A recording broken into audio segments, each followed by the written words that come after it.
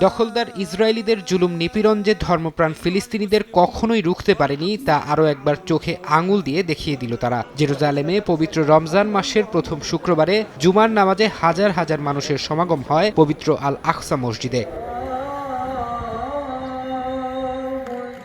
শত বাধা বিপত্তি উপেক্ষা করে এদিন নামাজ আদায়ে আল আকসা মসজিদে ঢল নামে মুসল্লিদের। একসঙ্গে নামাজ আদায় করেন ৮০,০০০ ফিলিস্তিনি। মসজিদের মূল প্রাঙ্গণ ছাড়িয়ে যায় মুসল্লিদের লাইন।